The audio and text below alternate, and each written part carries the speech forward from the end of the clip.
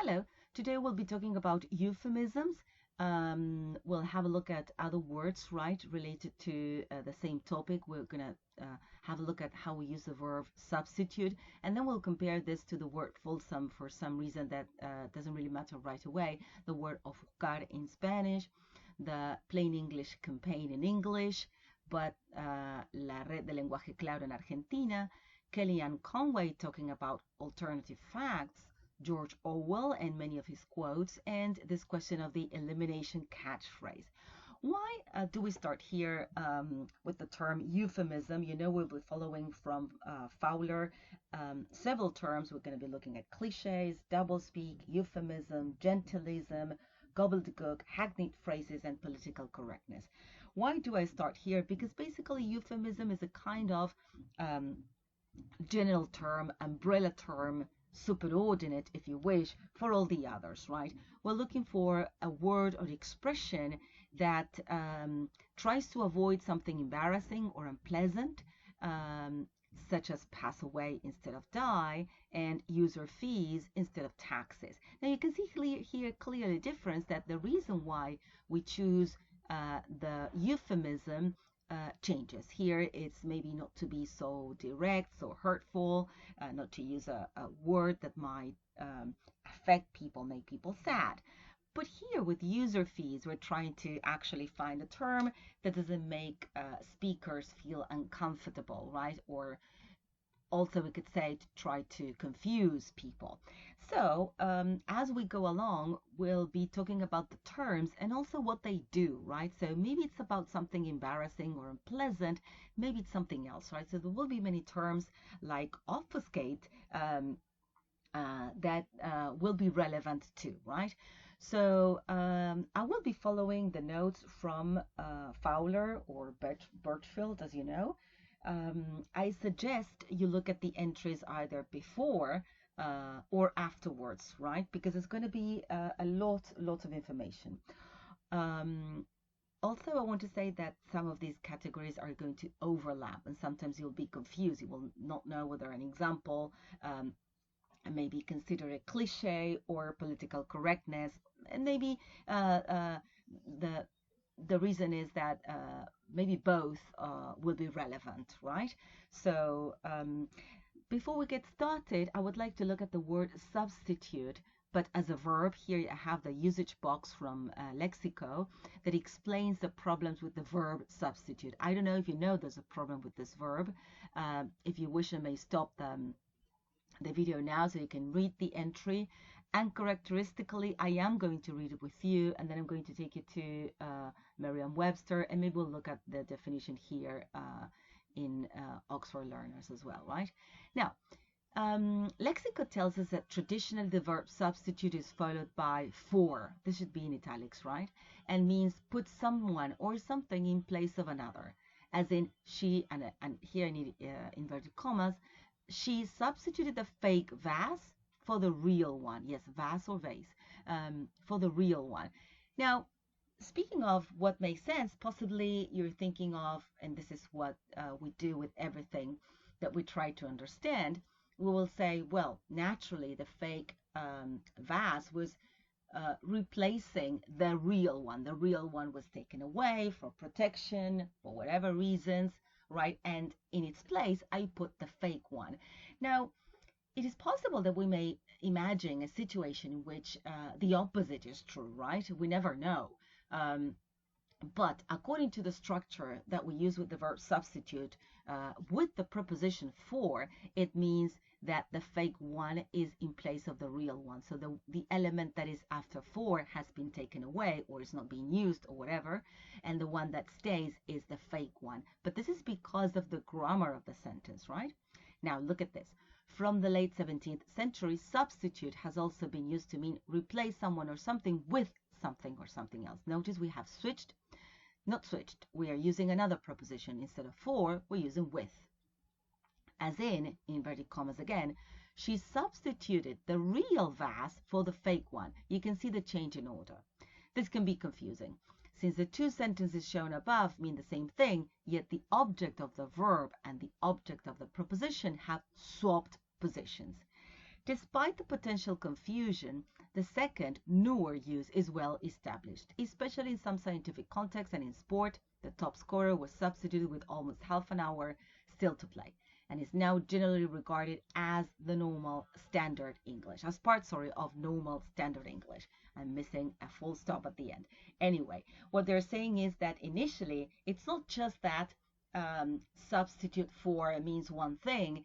It is also true that people have sort of forgotten about this use of for, and they're using substitute with, and also by, we'll see in a minute, in a way that is supposedly wrong, that is supposedly substandard, right? And what Lexico is trying to tell us is that, well, this is okay, right? People use it like this, right? If we look up substitute here, we'll go to the noun first, so let's go to the verb.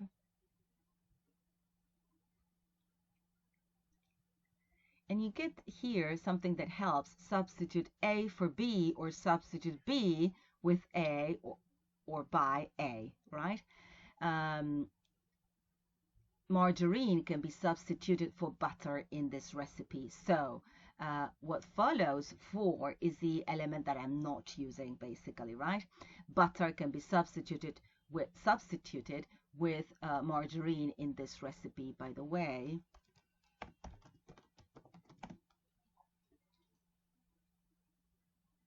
Just in case. Oh, what have I written? I wrote something different, right? With E, right? Sorry. Margarine, margarine, American English. Margarine, and even Marge, right? British people say Marge normally, but margarine. All right, let's go back to our dear substitute. What am I trying to get at here? Yes, I usually spell it with an E. That's a mistake, right? It's not a typo.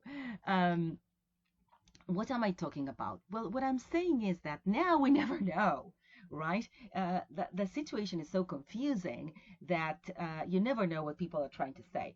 Most of the chances, if people use substitute with the preposition with or by, it means that the element that follows the preposition is the one that stays, or that is being used, or is left to be seen, or whatever, on view, whatever.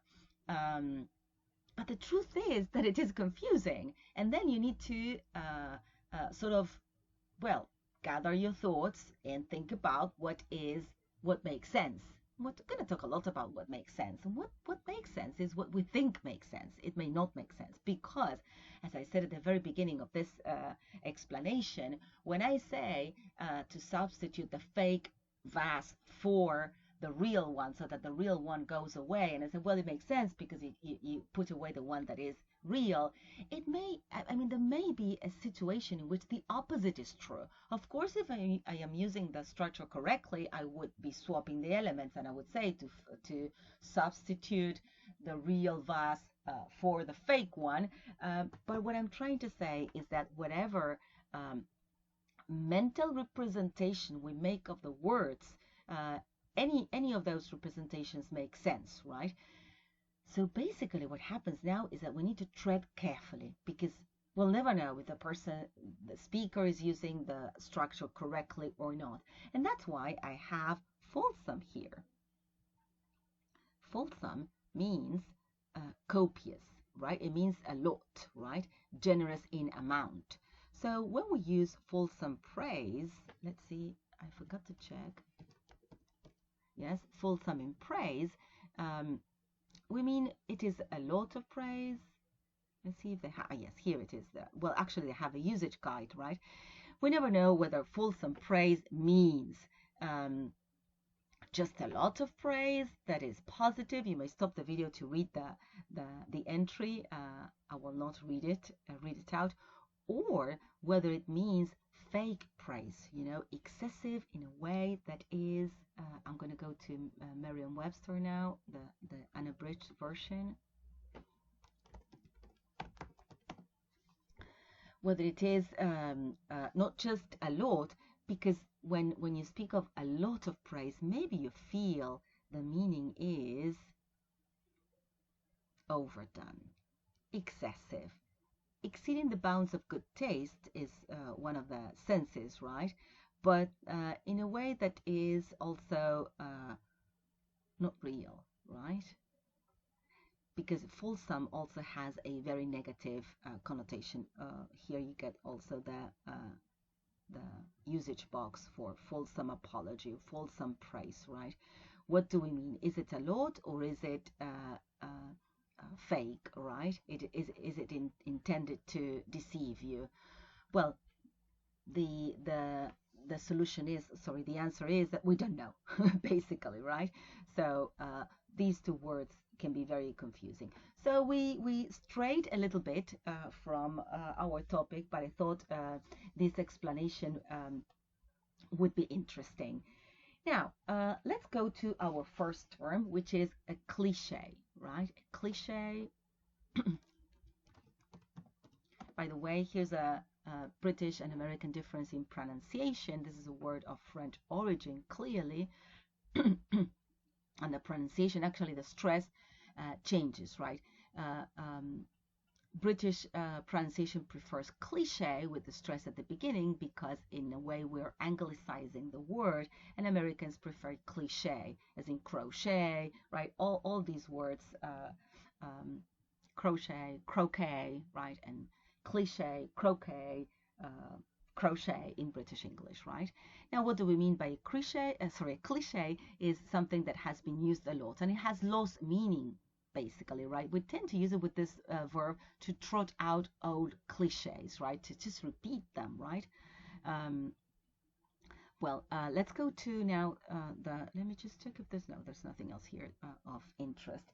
I'm going to go now to the entry from Fowler, and it starts with a quote by Anthony Burgess in his book Inside Mr. Enderby. He was, however, on the whole, taking all things into consideration, by and large, not to put too fine a point on it, reasonably well self-sufficient. He was basically purposefully trying to to put together lots of cliches, right?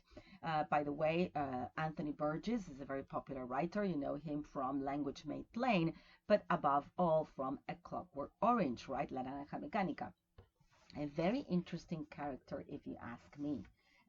Anthony Burgess, by the way. So cliches are words that are used a lot, excessively, and they have lost meaning, right?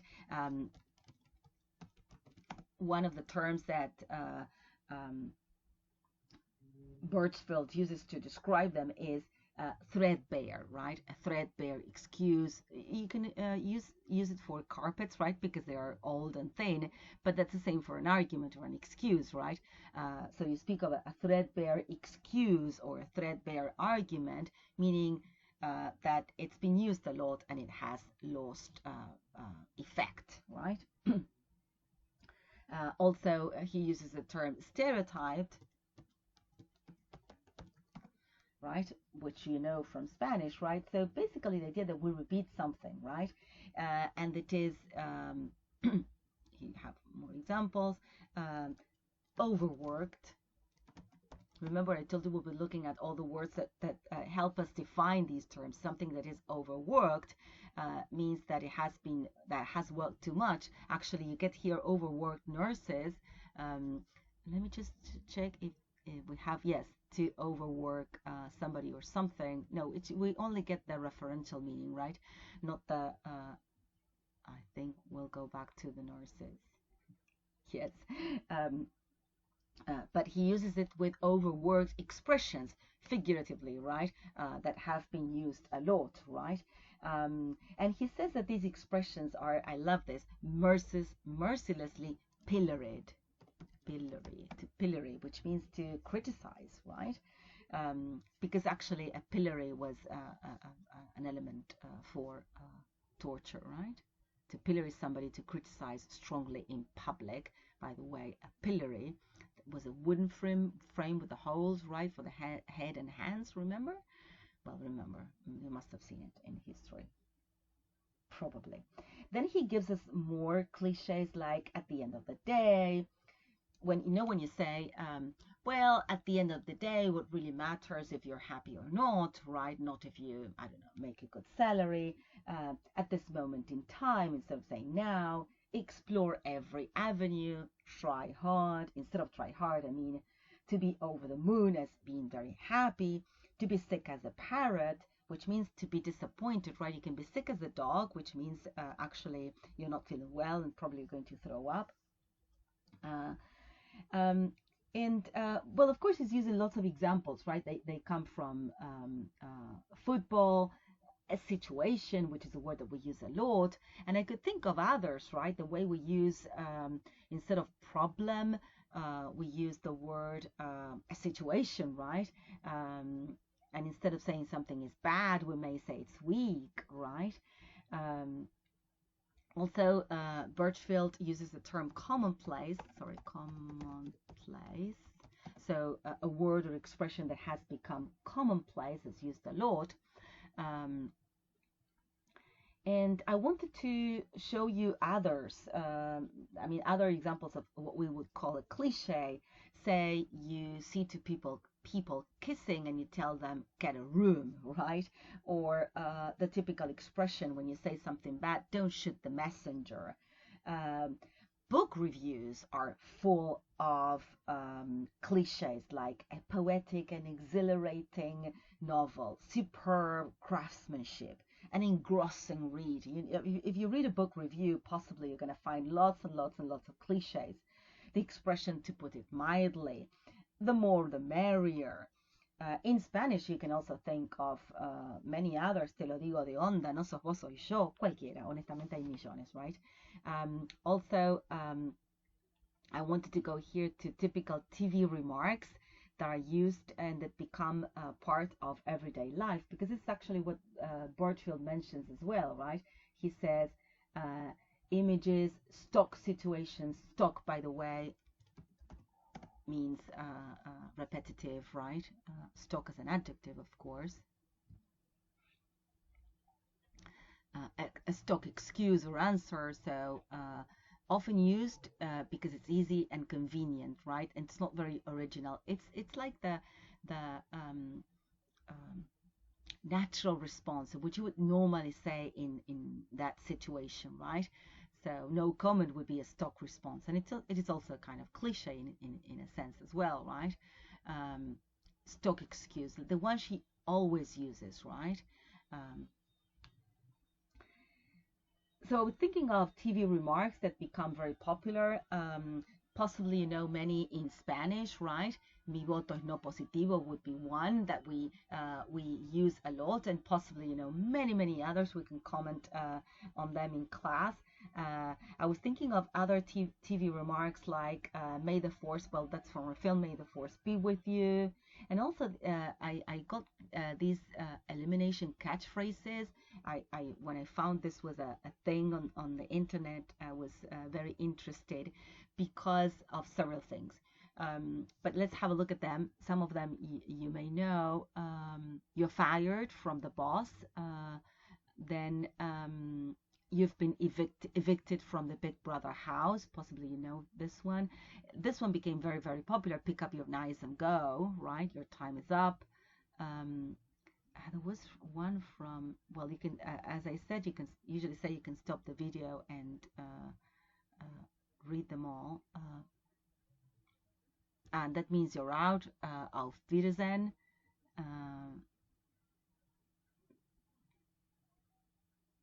Well,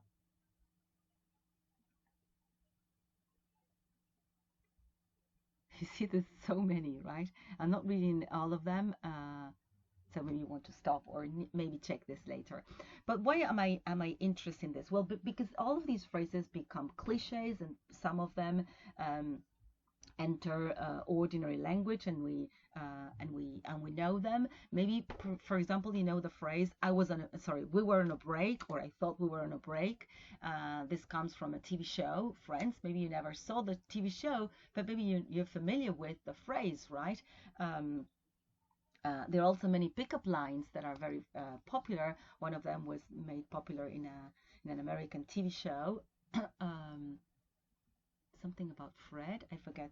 Possibly you know it. well, the idea is that they become commonplace and they appear everywhere. But I wanted to tell you the reason why I also like this idea of elimination catchphrase, because this is a very effective noun phrase, a sort of general noun, a general term, an umbrella term, a sort of superordinate term to refer to all of these things, right? So English comes up with a phrase that which is a nominalization, something we saw in language 3, right? The fact that English likes nominalizations, and also nominalizations that can capture a thought, and in this case, several thoughts, if you wish, right? A very clever one. All right. I'm going to stop going on and on and on about cliches. One more thing is that Birchfield uses the term humdrum. Actually, he uses the noun humdrumness, right, of certain expressions. Humdrum means tedious, right? Something that is repeated, dull and tedious, right? A humdrum existence, job or life, right? Humdrum tasks. For us, basically something that is very repetitive, right? And that for that they lose force, right? They lose effect, right? So that's the whole thing about a cliche, right? Another term that I found to talk about cliches, I think it was on Merriam-Webster, right? To refer to something that is yes, because this is an American English expression, shop soiled for goods, right?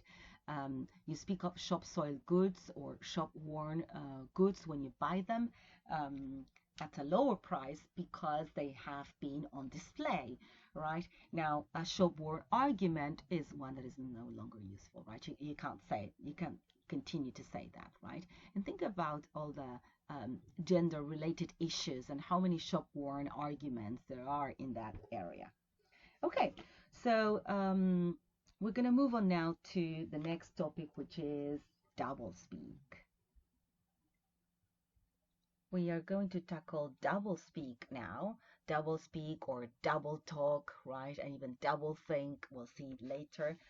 According to Birchfield, I haven't checked this if there's any other, somebody contests this etymologically, but he says that first we got recorded double talk, then doublethink by Orwell, which is correct, absolutely, and doublespeak. I'm saying this because maybe the ability to do etymological analysis in the 80s cannot be matched with our ability now, right? But that really doesn't matter. The three terms are synonymous. Only doublethink is Orwell's own term, right? Of course, we're going to go to George Orwell in a minute. The idea of doublespeak is this idea of being ambiguous or imprecise, but deliberately, right? The point is to deceive or to obfuscate, which word we're going to look up in a minute, right? So, so doublespeak or double talk. Then you also get doublethink. The dictionary doesn't record that this is Orwell's term. And I wanted to go to this later, so let's keep it now. And let's go to this beautiful term, obfuscate, right? Obfuscate, which is to make something less clear, right? To make it obscure. We have the definition here. Yes, to make darker initially, to confuse, and then to be evasive, right? The suspect then obfuscated during the interrogation. So you may use this transitively or intransitively. A very interesting verb. We'll see it later because actually we have looked at language that obfuscates, but also there are actions in order to do this, to be evasive, right? If I don't forget, towards the end of the session, we'll go there. And I wanted to show you the term ofuscar. Do you know the meaning of ofuscar in Spanish? Let's see. Deslumbrar, turbar la vista, oscurecer y hacer sombra, trastornar, conturbar o confundir las ideas, alucinar. Is the meaning you thought you would find here? It isn't, right? Okay. Well, that's another kettle of fish altogether. I'll leave it at that. Birchfield goes on to tell us that doublethink or doublespeak or double talk, actually he's quoting at this point, is language that is grossly unfactual. So it is contrary to facts, deceptive, evasive, euphemistic, confusing, or self-contradictory. And for this, we have the beautiful example of Kellyanne Conway's alternative facts, which was a phrase used by the U.S. counselor to the President Kellyanne Conway during a Meet the Press interview on January 22, 2017, in which she defended the White House Press Secretary Sean Spicer's false statement about the attendance numbers of Donald Trump's inauguration as President of the United States. Okay, a number that can be more or less confirmed, which, well, there were different figures, naturally. This is a typical case for inauguration attendance, right? And naturally, she wanted bigger numbers, right? And she referred to people who said the numbers were much smaller as those are alternative facts. There isn't something that you can call an alternative fact. Something is either true or not. There were 1,000 people or 3,000 people. There are no alternative facts, right? So, and then we can go to bombing, which is the example that the writer gave us, that Birchfield gave us, right? And I actually wanted bombing because of the pronunciation. Remember, bombing, we don't pronounce that B.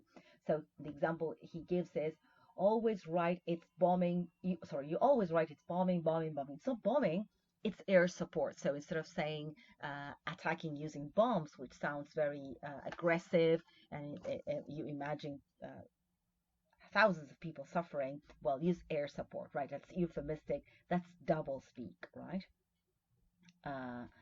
And then, well, he also tells us that we use these euphemisms to downplay, yes? So to make the effect, use the to, and you don't do that to you,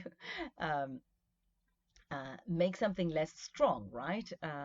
And of course, we use a verb to play something down. The coach is, oh, sorry, I clicked too fast.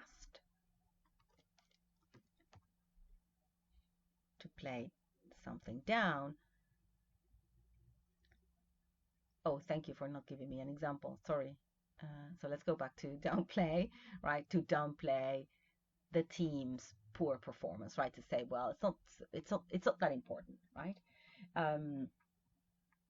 Okay. Another example of doublethink can be confusing language, right? And in this case, we can go to the Plain English campaign, right? We'll possibly go back to this later, because actually the Plain English campaign is, well, you can go to the home section and you can check this entry out, because it is very interesting. This group of people try to make sure that language communicates something clearly to people, especially in the area in legal English and medical English, which can be so confusing for ordinary people, right? And then we have our Red de Lenguaje Claro en Argentina, right?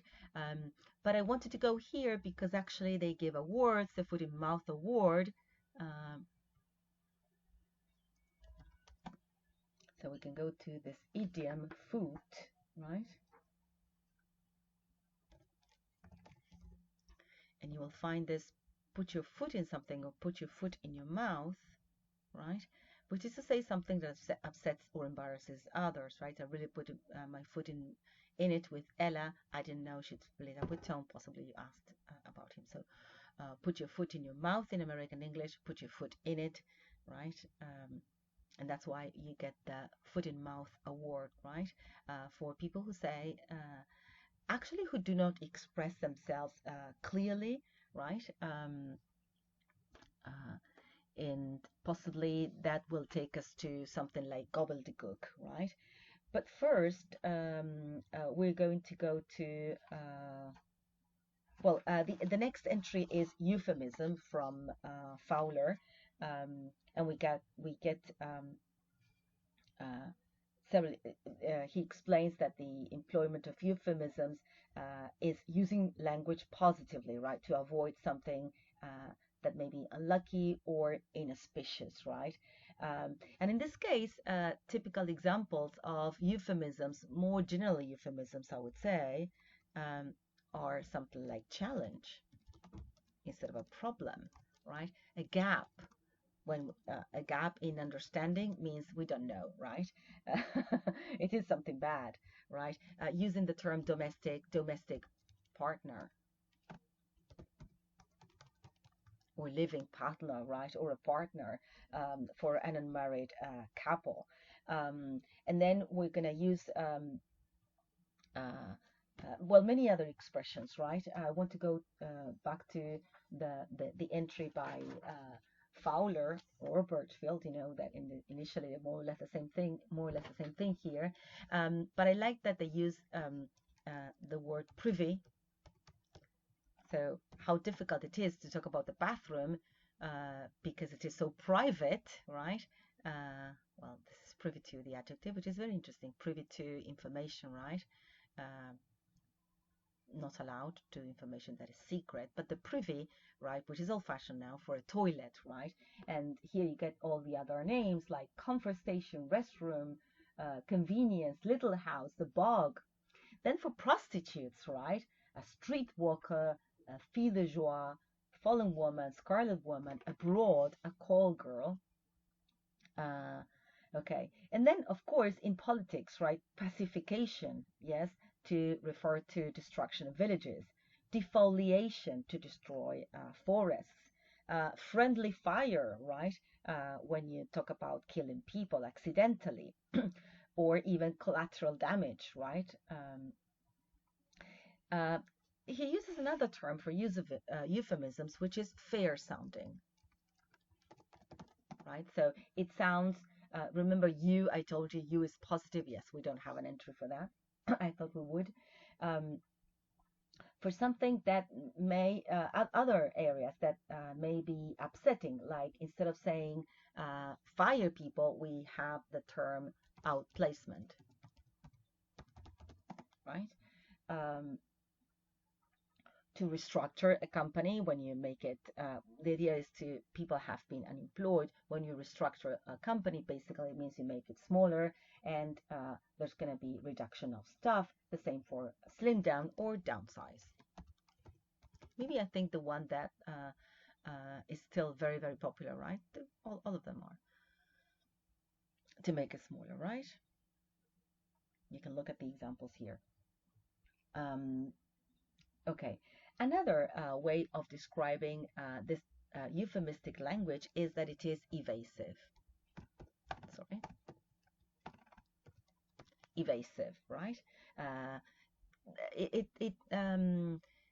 is related to the idea of obfuscate, right? Instead of making something dark and confusing, you try to not say something, right? Which is more or less very, very close, right?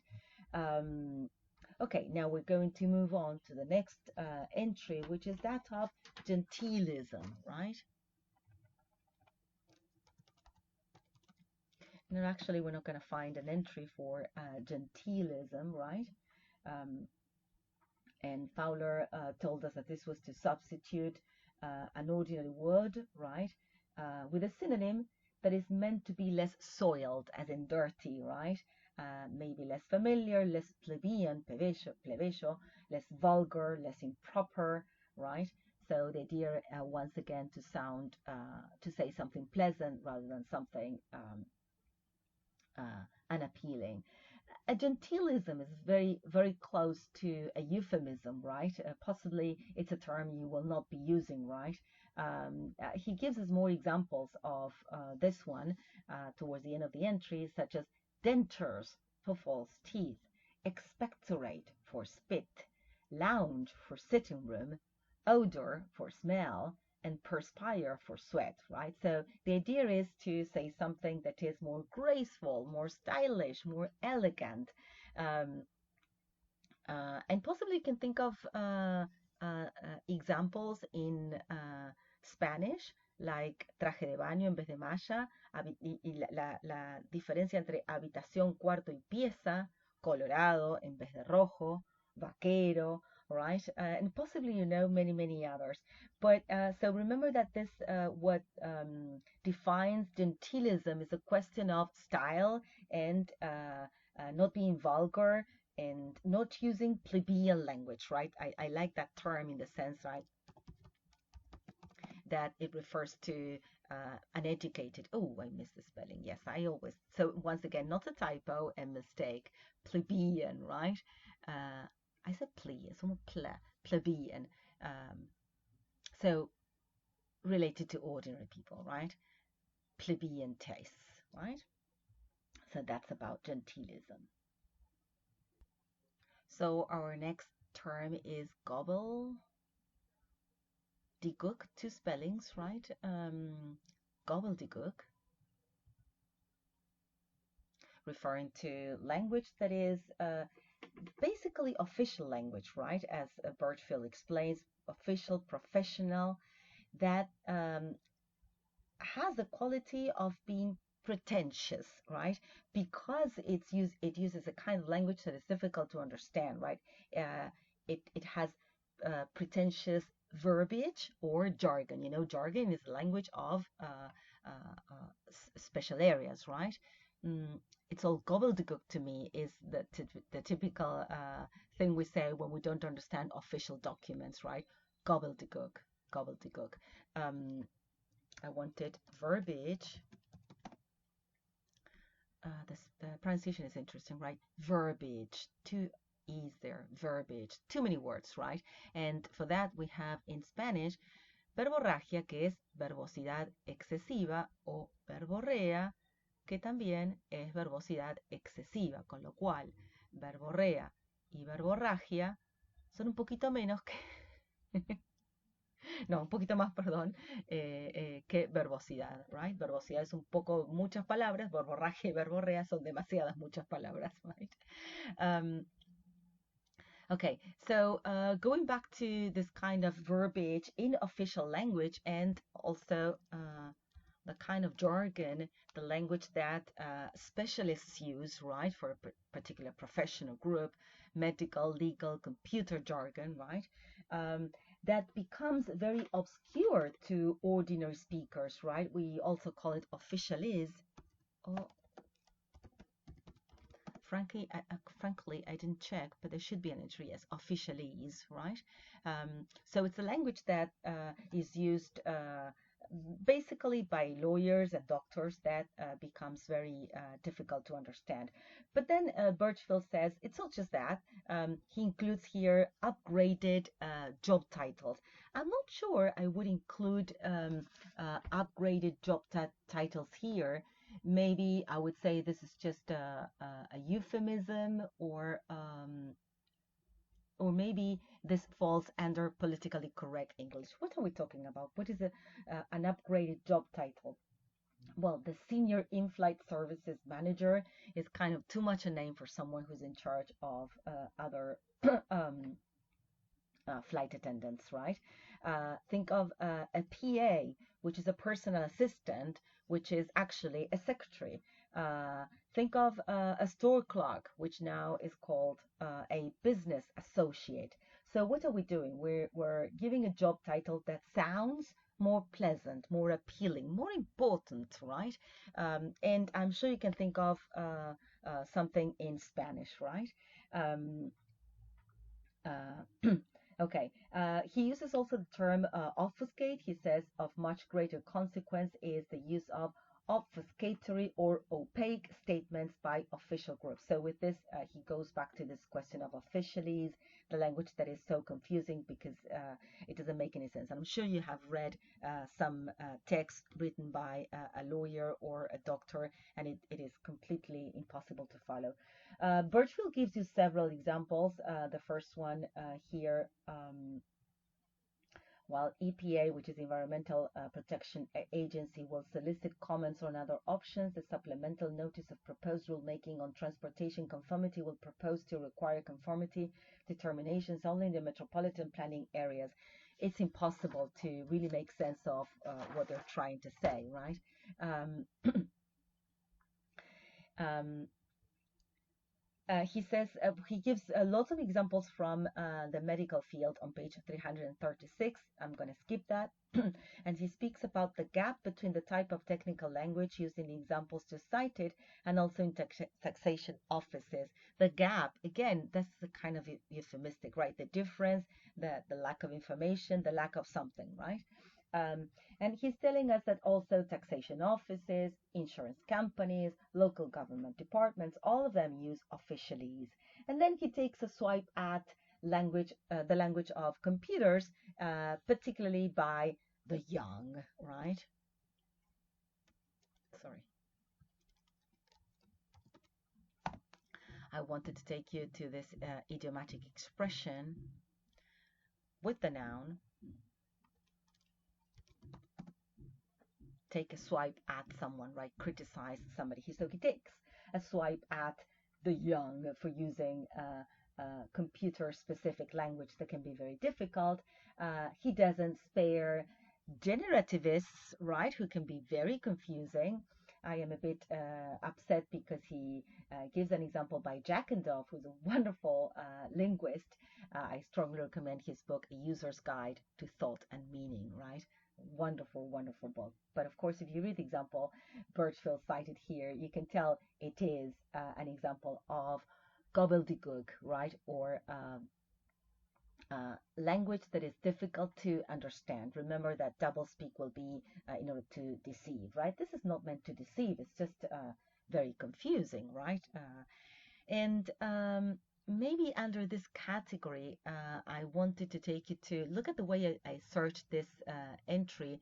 It says Donald Rumsfeld, known knowns. And this takes you to one of the entries, right?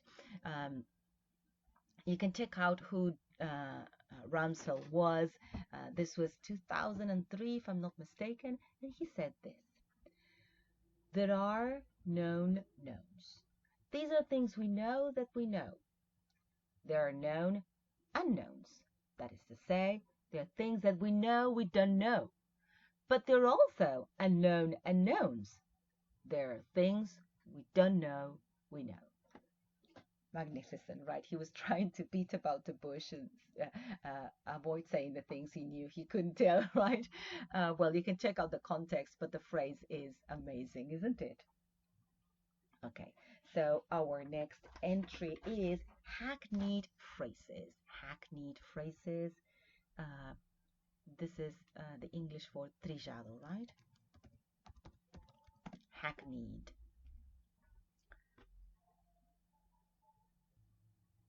Now you can see from the definition that this is a synonym of cliché, right? Hackneyed phrase or subject, right? Something you have repeated too much and it loses effect, basically, right?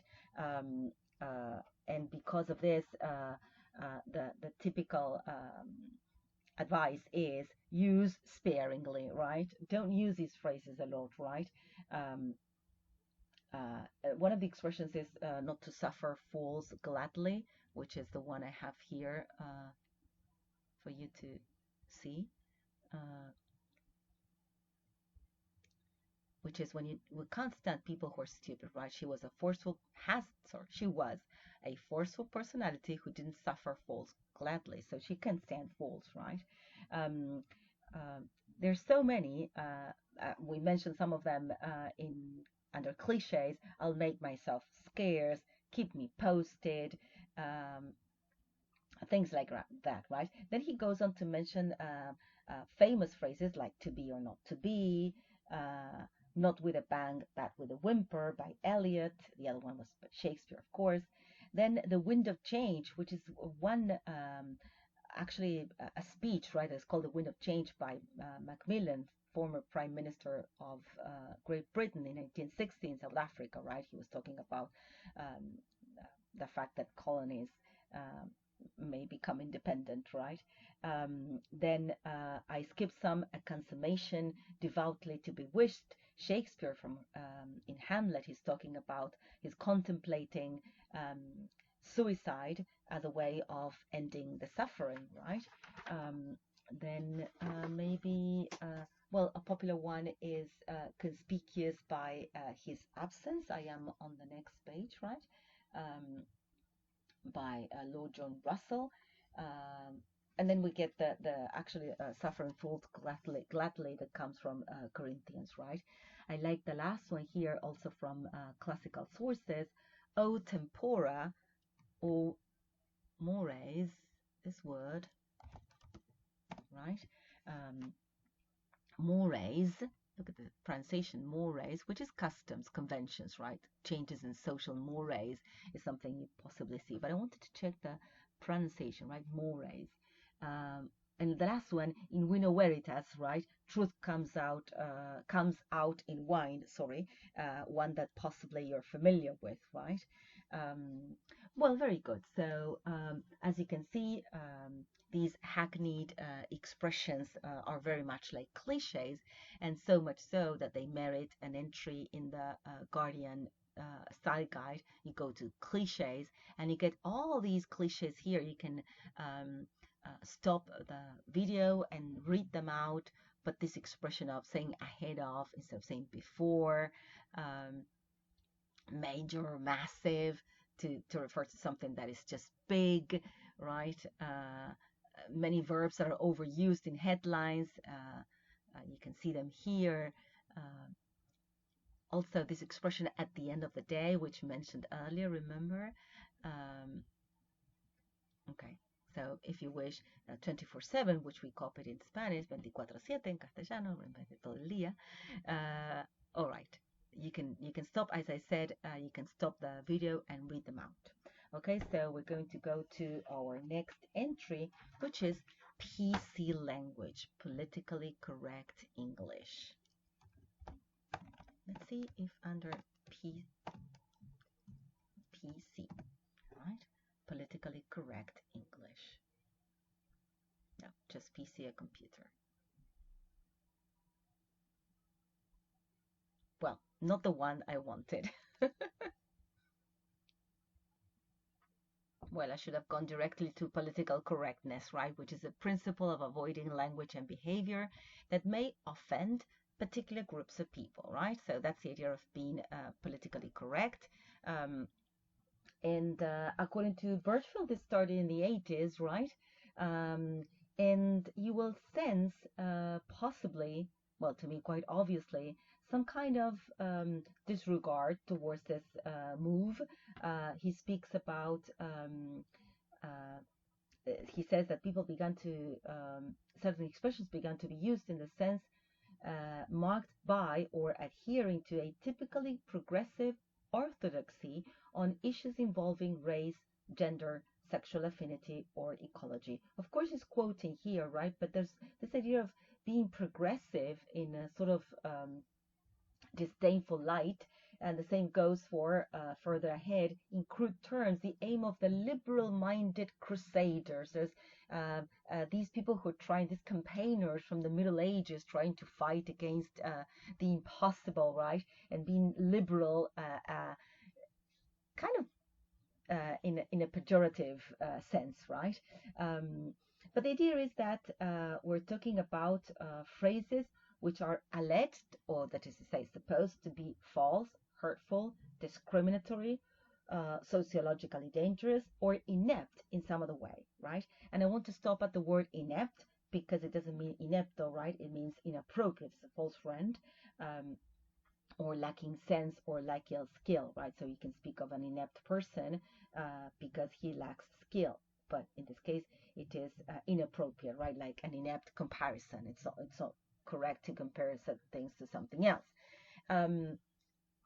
So political correctness, I'm going to continue reading from his notes because he says that in some cases it leads to amusement or downright hostility. So people do not like these expressions. People react strongly against expressions that try to protect or attack political correctness. By the way, when I say react strongly, it's a kind of euphemistic way because they attack in a way that is loud. We don't know exactly what we mean by react strongly, right? Let's have a look at this because I think it is a very interesting term. what do I mean when I speak about, no, they don't have a strong reaction, right? But let's having a powerful effect. You see here strong support, strong feelings. They're very powerful. A strong supporter. It's a very vague word, to be frank, right? Okay, I want to, as I said, I would like to read this quote that says, something is rotten in the United States of America, and it threatens the whole basis of that great society's role as protector of the free world and inspiration for those who yearn to be free. By the way, something is rotten in the United States is a reference to Hamlet, right?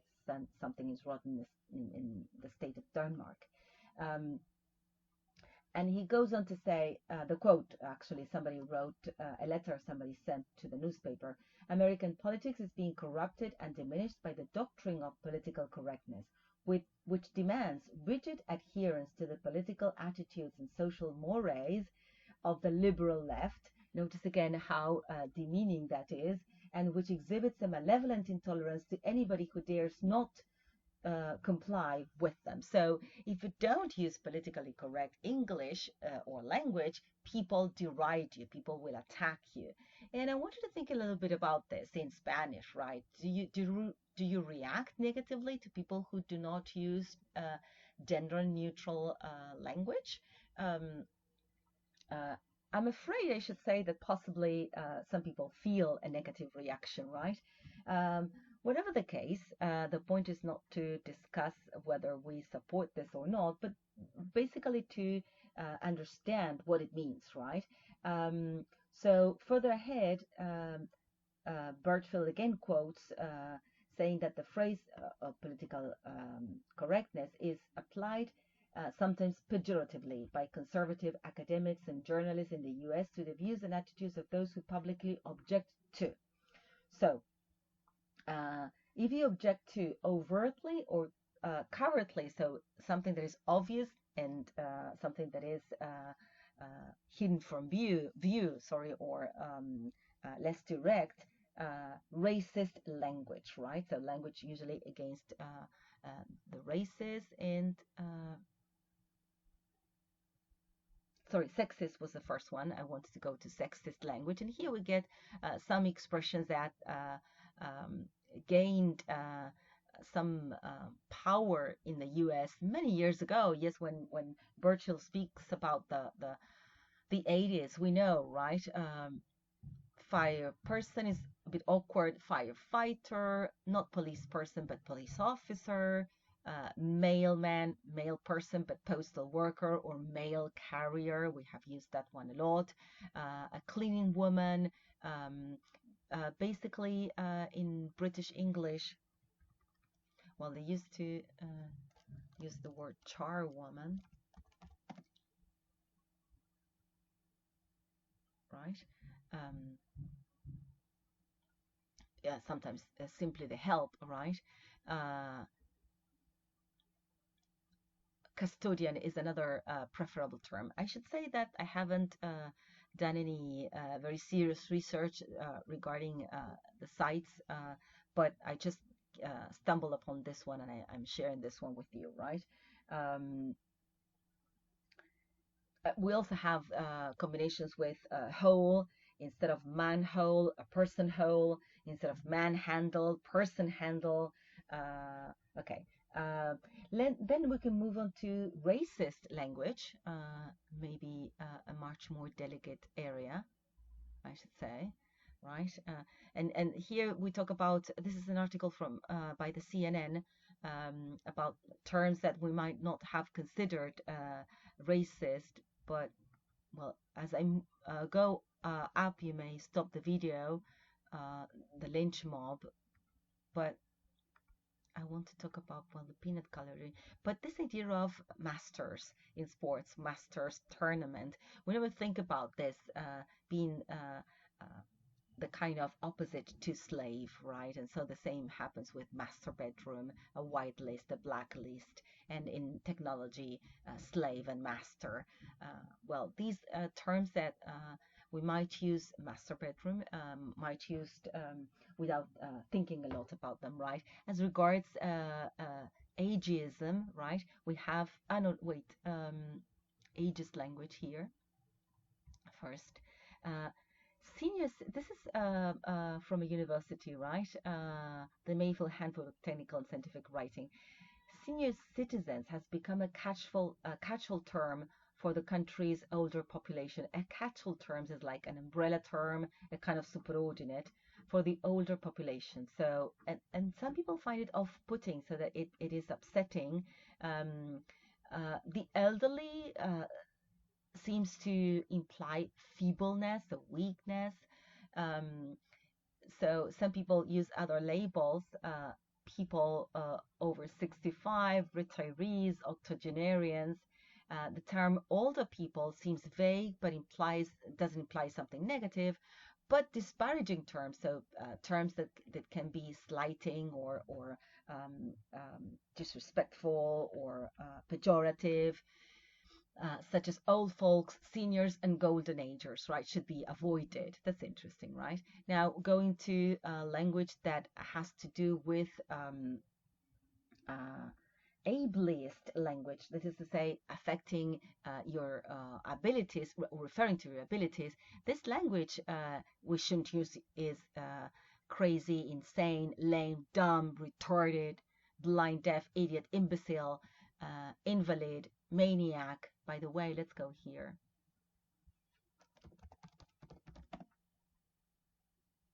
I'm sure you can think of words in Spanish, right? Imbecile. And the other one was yes, invalid. Imbecile. Oh, invalid as an adjective. But invalid, right?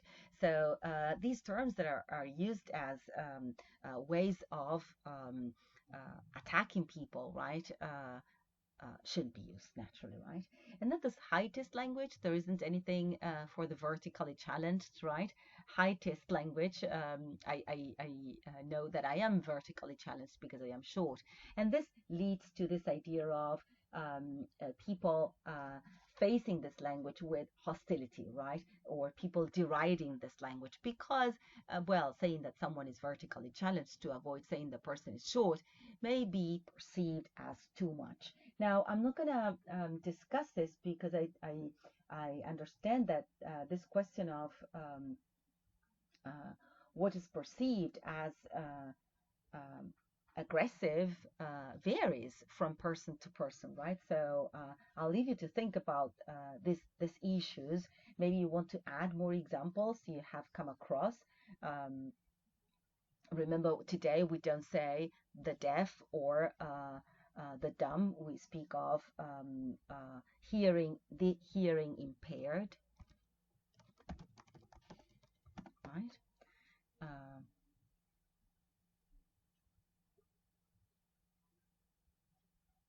As a way of not saying deaf, right? And it's also because actually this is not always fully but partially, right, deaf. Okay, I think we can then in class discuss this topic in greater depth. Possibly you will have lots of maybe references from your everyday life. I wanted to review them. Remember that a cliche is something that is hackneyed, something that has been used a lot, so it has lost force. Double speak is meant to, or double think or double talk is meant to deceive. A euphemism is just a nicer way of saying something that is not pleasant. A genteelism has got to do with plebeian language, that is to say, trying not to use language that is used by the masses. Gobbledygook, mostly focused on official and professional use of English that is meant to make the message obscure, and political correctness, very much like a euphemism, but in order to protect people's feelings regarding certain language, right? I said I wanted to go to certain language that, well, we spoke about euphemism, and remember there's also dysphemism. right? So I'm sidetracking a bit, right? A dysphemism, maybe, yes, I thought this would happen. Remember, I keep telling you that if you want to look up more specific terms, you need to go to Merriam-Webster. So it's the substitution of a disagreeable, offensive, or disparaging word or expression for an agreeable or inoffensive one. So you speak of axle grease for batter, sorry, old man is a father, heap is a car, right? So, well, that's a dysphemism. Also, I wanted to direct you to expressions that we use in order to avoid saying something. So this is language. We have seen language that avoids being hurtful in a sense, right? But we also have language that is to avoid doing things or saying things, which is to gloss over. For example, right? You put a gloss on unpleasant affairs, right? To gloss over. To gloss over a problem, over any splits in the party, so to avoid talking about something. So it's not the language you use, but the fact that you avoid talking about it, right? And in a sense, you can also go off at a tangent, right? I'm not sure I'll find it as an idiom. Yes.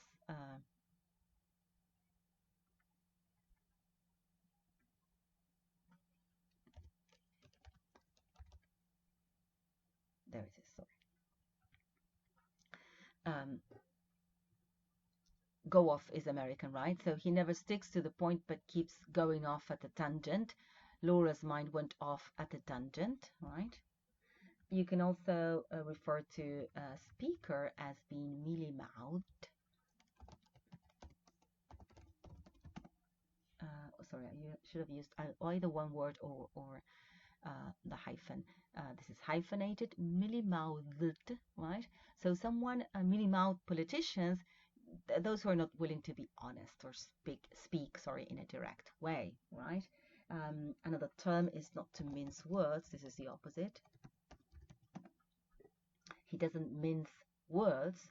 So actually, that's someone who says something in a very direct way, right? They were criticized, who was not a man to mince his words. So he spoke frankly. He doesn't mince his words when he talks about his ex-boss, right? Then, well, we have seen the term obfuscate, right? And maybe this term is very nice, to prevaricate. Maybe you know it as a religious term, right? To prevaricate, which is to beat about the bush, to avoid giving a direct answer. So stop prevaricating and come to the point, right? To prevaricate. To sidestep is another way of avoiding issues. To sidestep something. Sidestep a question, to avoid a question, to sidestep an issue. Yes, also to skirt as a verb, right? Possibly called to the noun. Yes, skirt.